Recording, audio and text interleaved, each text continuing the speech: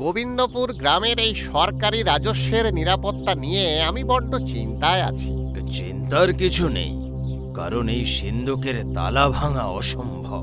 একে শুধুমাত্র চাবি দিয়েই খোলা যেতে পারে। আচ্ছা, তাহলে কি এমন করা যায় না যে সিন্ধুক এক জায়গায় থাকলো আর তার চাবি অন্য কোথাও? হ্যাঁ, তা তো করাই যায়, কিন্তু কথা হলো চাবিটা থাকবে কোথায়? সেটার উপায় পেয়েছি। কি উপায় শুনি? আমি চাই এই সিন্ধুকের চাবি আপনি আপনার কাছেই রাখুন। আমার কাছে? ঠিক আছে, আপনি যা ঠিক মনে করবেন।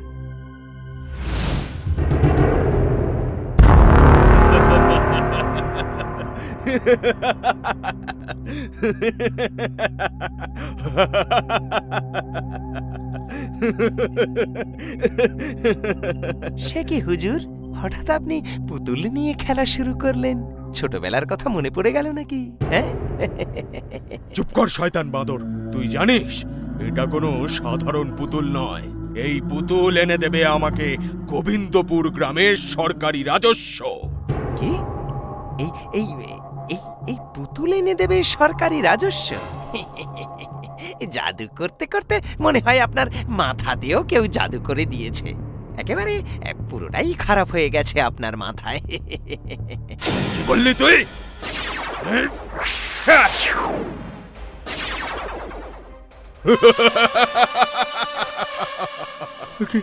কি করলেন হুজুর? এই অল্প বয়সেই আমাকে বুড়ো বানিয়ে দিলেন। আমায় ক্ষমা করে দিন, আমি তো মজা করে বলছিলাম। আরে মূর্খ বাঁদর, তুই চিন্তা করিস না। তুই হচ্ছিস এখন ওই খাজানা পাওয়ার প্রথম হাতিয়ার, তাই তোকে বুড়ো সাধু বানিয়েছি। তুই এই পুতুলটা নিয়ে আমার পরিকল্পনা অনুযায়ী কৃষের বন্ধু রানীর হাতে পৌঁছে দিবি।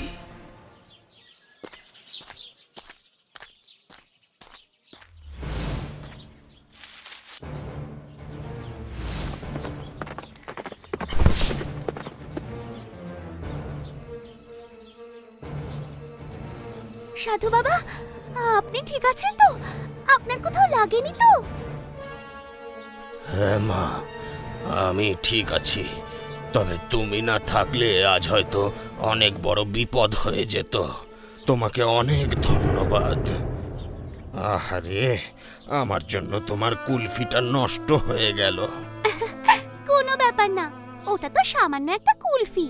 না মা, আমার খুব খারাপ লাগছে, তাই তোমার জন্য আমার কাছে একটা উপহার আছে। এই নাও। এটা আমার জন্য? কি মিষ্টি দেখতে পুতুলটা। হ্যাঁ মা, এটা তোমার জন্য। ধন্যবাদ সাধু বাবা, আমার এই পুতুলটা খুব পছন্দ হয়েছে। তুমি কত সুন্দর, একদম অপ্সরার মতন। কত ভালোই না হতো যদি তুমি আমার সাথে কথা বলতে পারতে, তাহলে খুব মজা হতো। বলো, আমি শুনছি তো। ভয় পেও না রানী, জানো তোমাকে খুব মিষ্টি দেখতে। আমি আজ থেকে তোমার বন্ধু। তুমি কথা বলতে পারো? হ্যাঁ, আমি তোমার সাথে কথা বলবো আর খুব মজা করব। তাই? সবাই জানতে পারলে কত খুশি হবে। আমি এক্ষুনি সবাইকে বলছি।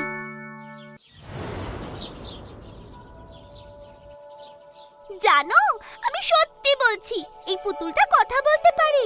আজ আমার সাথে অনেকক্ষণ কথা বলেছে। বলো না সবাইকে যে তুমি কথা বলতে পারো। ভয় পেও না, এরা সবাই আমার বন্ধু। আর তুমি কথা বললে এরা তোমারও বন্ধু হয়ে যাবে। কি হলো, তুমি কথা বলছো না কেন? ওর কিচ্ছু হয়নি, ও একদম ঠিক আছে। রানী, আমাদের মনে হয় তোর মাথাটাই খারাপ হয়ে গেছে। আরে, পুতুলরা কথা বলে না, ওরা শুধু খেলা করার কাজেই আসে। আমার মনে হয় রানী কাল রাতে কোনো রূপকথার বই পড়েছে, তাই ও ভাবছে রূপকথার গল্পের মতো ওর পুতুলটাও কথা বলতে পারবে। তুমি খুব খারাপ। আমি বলছি না, ও আমার সাথে কথা বলেছে। যাও, তোমাদের সাথে আমি আর কথা বলবো না। কিন্তু রানী তো কখনো মিথ্যে কথা বলে না। ব্যাপারটা কি? নিশ্চয়ই কোনো গন্ডগোল আছে।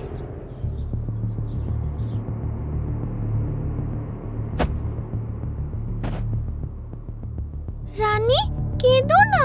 তুমি আমার সাথে একদম কথা বলবে না। তুমি চলে যাও এখান থেকে। আজ তোমার জন্য আমার বন্ধুদের সামনে আমাকে অপমানিত হতে হয়েছে। আমি তোমার সাথে আর কোনোদিন কথা বলবো না। চলে যাও এখান থেকে। রানী, আমিও চাইছিলাম সবার সাথে কথা বলতে, কিন্তু আমি পারিনি, কারণ আমার উপর একটা অভিশাপ আছে। অভিশাপ? কেমন অভিশাপ? আমার আওয়াজ পৃথিবীতে একটা মানুষই শুনতে পাবে, আর সেটা হচ্ছে তুমি। আর আমার এই অভিশাপের থেকে একমাত্র তুমিই মুক্তি দিতে পারো। আমি? কিন্তু আমি কি করে? গোবিন্দপুরের সরকারি রাজস্বের চাবি দিয়েই হবে আমার অভিশাপের মুক্তি। কি করে? ওই চাবি যদি একবার আমার পেটের এই জায়গায় লাগিয়ে দাও, তাহলেই আমার মুক্তি। কিন্তু সেই চাবি তো কৃষির বাবার কাছে। এটা তো খুব মুশকিলের ব্যাপার। সেই চাবি না পেলে আমি কিন্তু তোমার বন্ধুদের সাথে কোনোদিনও কথা বলতে পারবো না। কিন্তু কি রানী, তুমি আমার এইটুকু সাহায্য করবে না? না না, দাঁড়াও, দেখছি। আমাকে কিছু ভাবতে হবে। মাছ টোপ গিলে নিয়েছে মনে হয়।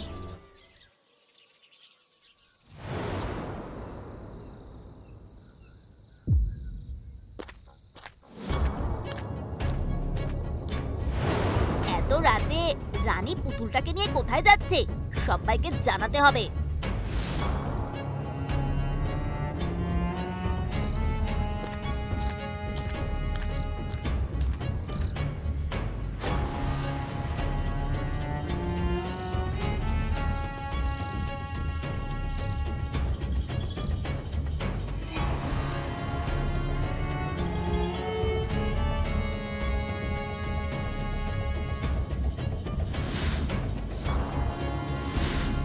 কি রানী, তুই এত রাতে এখানে কি করছিস?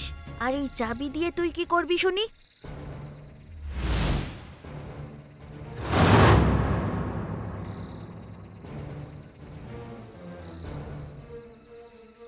কৃষ দাদা, ওই পুতুলটা আমাকে মিথ্যে বলেছে।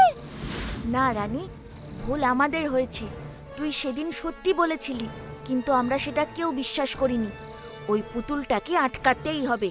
ও নিশ্চয়ই বিদ্যালয়ের দিকে যাচ্ছে।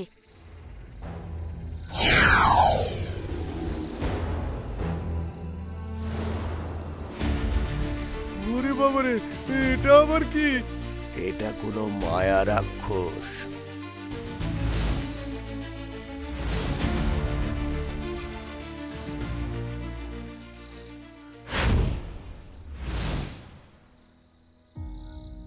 জয় শ্রীকৃষ্ণ। হে প্রভু, শক্তি দাও, সাহায্য করো। পেরেছি। আমায় কেউ হারাতে পারেনি। আমি পেরেছি।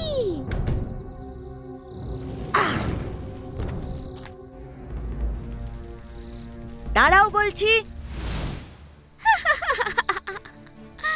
কৃষ, তোর মৃত্যু তোকে এখানে নিয়ে এসেছে। এই তো পেয়ে গেছি। ওস্তাদ শুনে খুশি হয়ে যাবে। এই মাক্ষী, তুই এই বাক্সটা নিয়ে চলে যা। আমি ততক্ষণ মজা দেখিয়ে আসছি।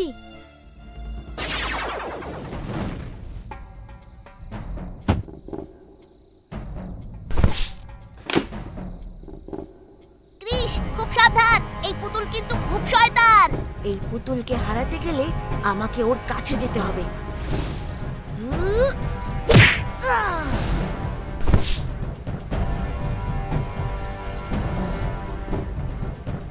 এবার তোকে আমার থেকে কেউ বাঁচাতে পারবে না কৃষ।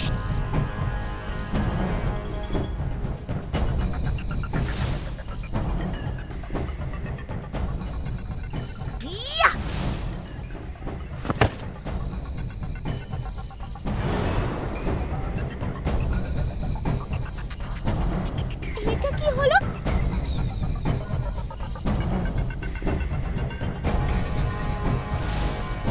না!